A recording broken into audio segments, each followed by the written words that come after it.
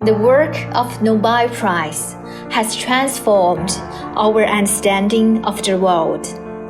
While approaching the Nobel Prize winners in chemistry, we not only learn their achievements, but also the spirit of honesty, tenacity, innovation, and forging ahead.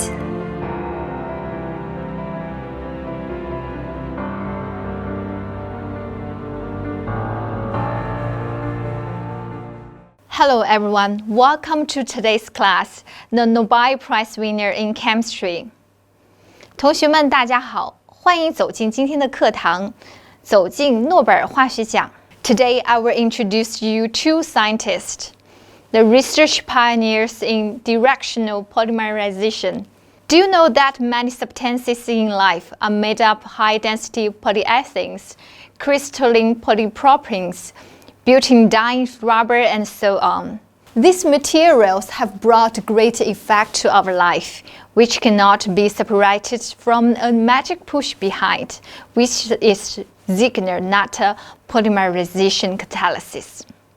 I will introduce you two Nobel Prize winners for today's class, Carl Ziegler and Giulio Natta. The Nobel Prize in Chemistry in 1963 was awarded jointly to Carl Ziegler and Giulio Natta for their discoveries in the field of chemistry and technology of high polymers. Carl Ziegler was a German scientist. He worked for Max Planck Institute for Carbon Research in Germany, where he obtained the Nobel Prize. Synthetic materials like plastics are common in today's world. Plastic consists of very large molecules comprised of long chains of small molecules as shown in this picture.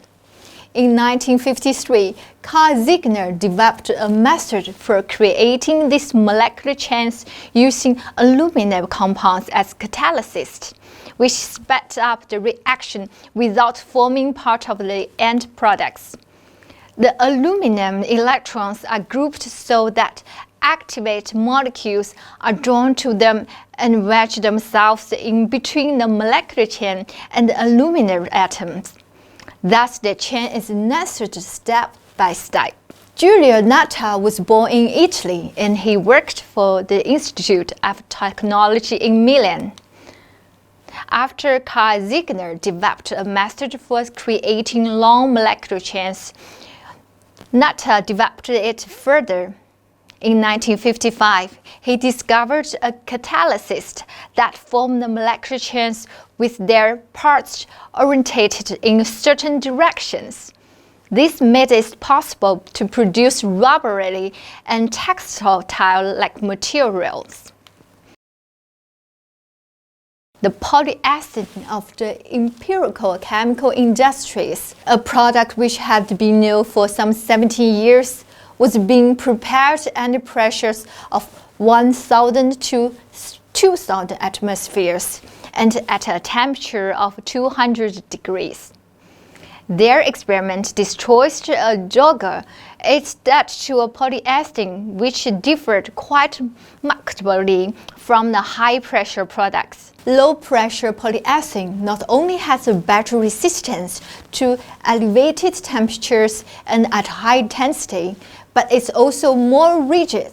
This is easily demonstrated by holding in one hand two similar objects made of the two materials and pressing them together as shown in this picture.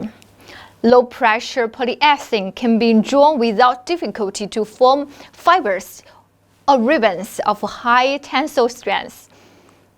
Differences can be contributed to the fact that molecules of ethylene are joined together linearly without interruption. But in a high-pressure process, chain growth is disturbed, so that a strongly branched molecule results.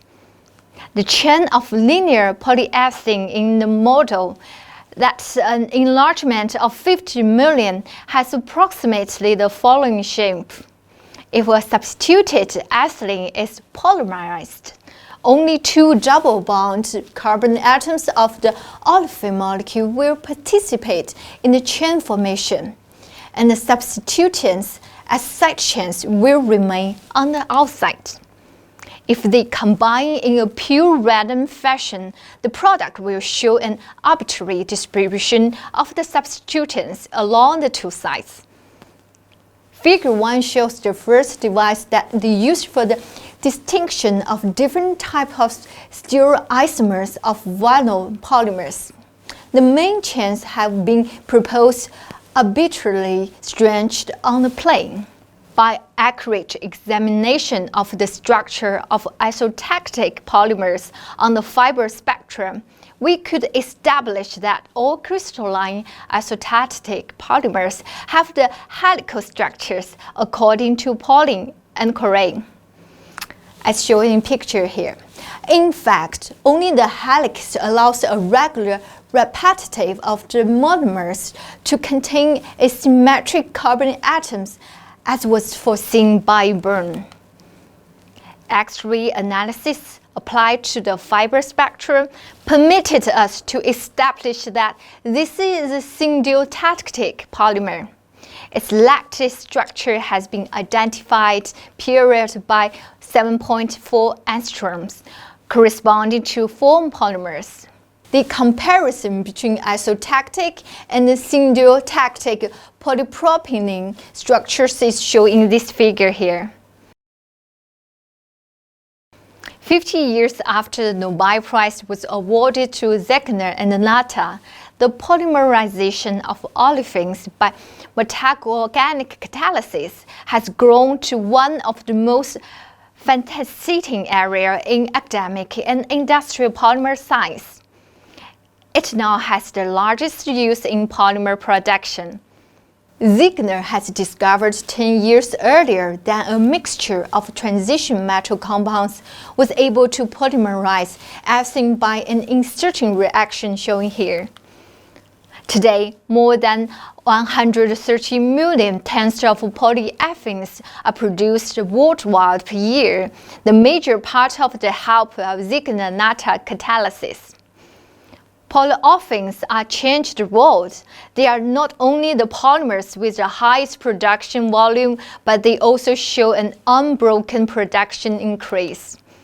Containing only carbon and hydrogen atoms, polyolefins are sustainable materials, light in weight, and offer a wide variety of properties. The production requires only easily available and non-toxic monomers and proceeds with a very few side reactions. After their end of use, polyolefins can easily be recycled through mechanical procedures or simple articles. I hope that you can find some merits from these two scientists to inspire you. Thank you for watching. 大家好。随着科学技术的日益发展，高分子材料在当今社会中扮演的角色越来越重要。然而，很少有人会意识到，所有这些生活必需品的生产，都离不开背后庞大的聚烯烃工业和推动聚烯烃工业跨越式发展的齐格勒纳塔催化剂。齐格勒纳塔催化剂经过60余年的发展，已经发展到第5代。成为当今最成熟和最广泛使用的烯烃聚合催化剂，所生产的聚烯烃产品范围不断拓宽，由通用材料向功能性材料转变。齐格勒纳塔催化剂性能的不断提高，也促进了聚烯烃生产技术的飞跃发展。只有先进催化剂与先进生产技术相结合，才能更有效地提高聚烯烃产品的性能，满足市场的需求。